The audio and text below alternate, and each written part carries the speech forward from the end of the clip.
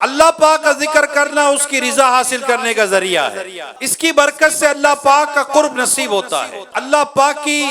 معرفت یعنی معرفت الہی کے دروازے کھلتے ہیں، ذکر کرنے والے کو اللہ پاک یاد فرماتا ہے، ذکر اللہ تعالیٰ کے عذاب سے نجات دلاتا ہے، بندے اور جہنم کے درمیان آر ہے،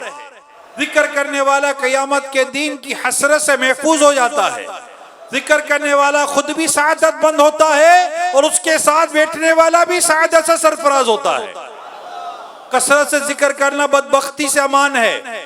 کثرت سے ذکر کرنے والے بندے کو قیامت کے دن اللہ پاک کی بارگاہ میں افضل و بلند مقام نصیب ہوگا۔ سکینہ نازل ہونے اور رحمت چھا جانے کا سبب اللہ پاک کا ذکر ہے، ذکر گناہ اور خطاؤں کو مٹاتا ہے، اللہ پاک کے ذکر کی برکت سے بندے کا نفس شیطان سے محفوظ رہتا اور شیطان اس سے دور بھاگتا،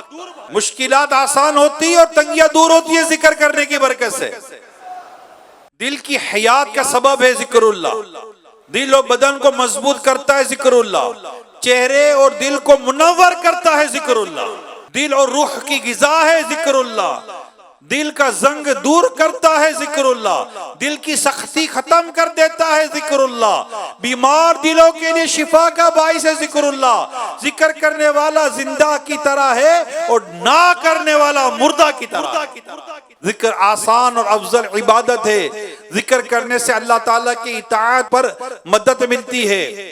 فرشتے ذکر کرنے والے کے لیے مغفرت طلب کرتے ہیں، ذکر کی مجلسیں فرشتوں کی مجلسیں ہیں، اللہ پاک اپنے فرشتوں کے سامنے ذکر کرنے والوں کے ذریعے مباحات فرماتا ہے، کثرت سے ذکر کرنے والا منافق نہیں ہو سکتا۔